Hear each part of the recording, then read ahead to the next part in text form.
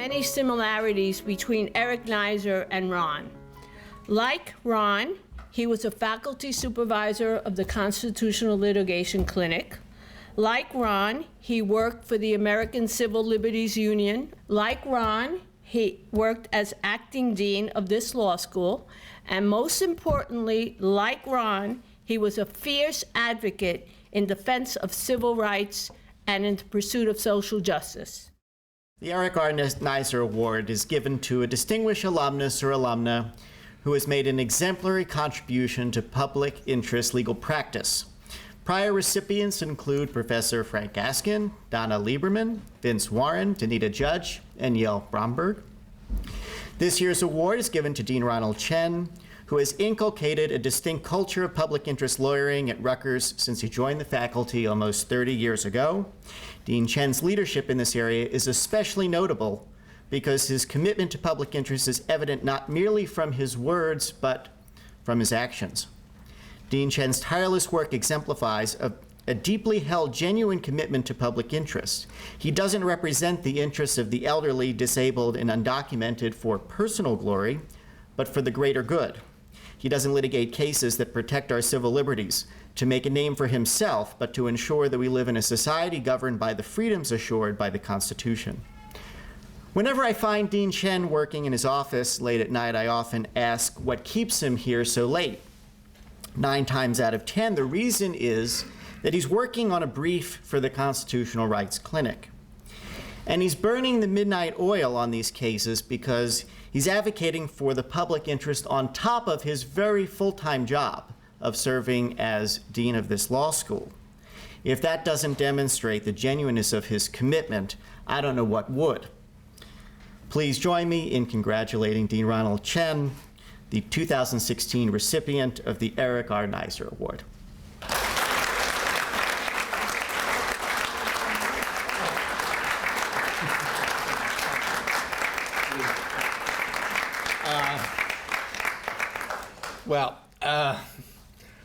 I'm not quite sure who this person is who's just been described to you. I feel, in all seriousness, this is a very humbling event. There are so many worthy recipients, and that, of course, speaks to the tradition and the culture of Rutgers Law School. I might say, especially here in its Newark location, of our dedication. And if, in some very imperfect and incomplete way, I am sort of a placeholder for all those Rutgers alumni, whether in the clinics or through their pro bono work or when they graduate in their practices, who all promote social justice and become soldiers in the battle of using the law as an instrument for positive social change, then I will, with some reluctance, accept this award.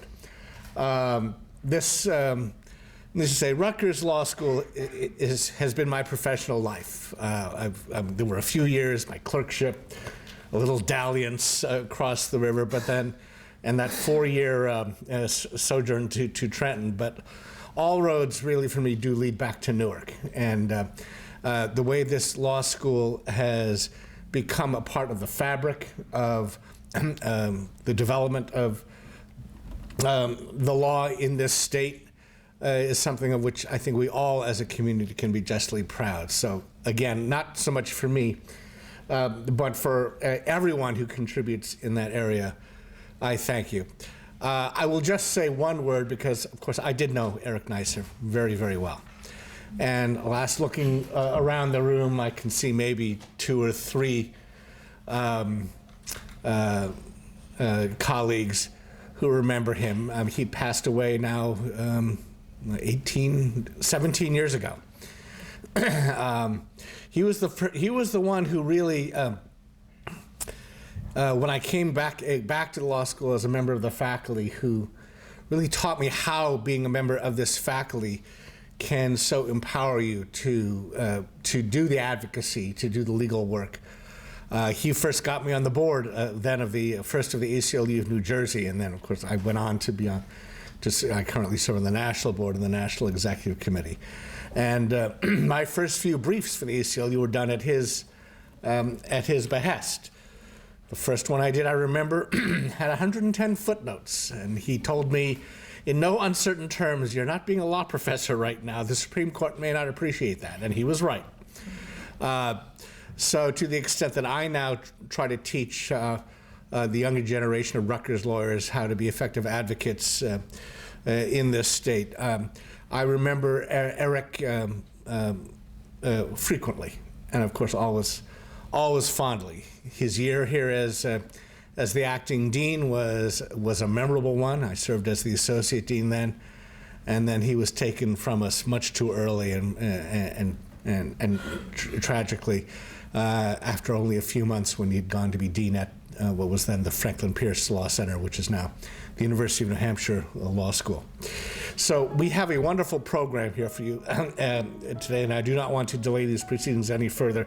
So I'll just simply thank everyone, and I look forward to hearing how the next generation of advocates will continue the tradition that Eric and Frank Askin and Arthur Kanoy and so many others have built for us. Thank you.